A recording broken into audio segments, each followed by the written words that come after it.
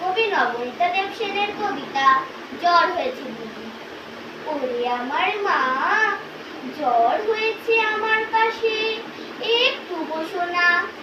কি অত কাজ, কাপড় চোপড় নাই বা হলো কাচা। একদিন না কাচলে কাপড় যায় না বুঝি সাজা। আজকে আমার মন ভালো নেই, ঘমর ঘমর কাশি। এমনি দিনে মায়ের পাশে থাকতে ভালোবাসি। এই যে আমি সকাল থেকে বিছানাটিতে একা, এর মাঝে মা কতটুকুন পারছি তোমার দেখা। ওরে আমার মা, জ্বর হয়েছে আমার বলে আপিস গেলে না।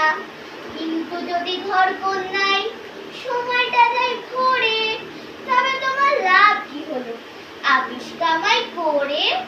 5 মিনিটেই আসছি বাবা, এটা পড়ো বলে একটু মাথায় হাত বুলিয়ে যাচ্ছ কোথায় চলে।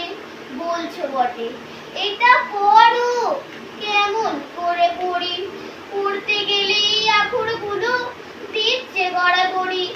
জ্বর হলে কি দিনগুলো মা লম্বা হয়ে যায়। শুধুই শুধুই গলার ভেতর কান্না মতন পাই।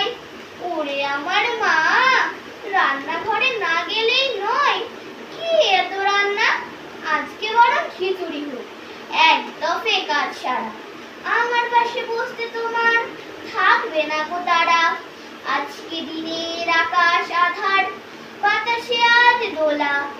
আজকে আমার মন ভালো নেই, ও বিস্কুটওয়ালা একটু দাঁড়াও।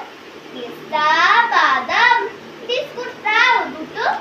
আর কি আছে, ঝালমুড়ি নেই, ডালমুট 1 মুঠো দেবে কি ভাই, এই হাতে দাও।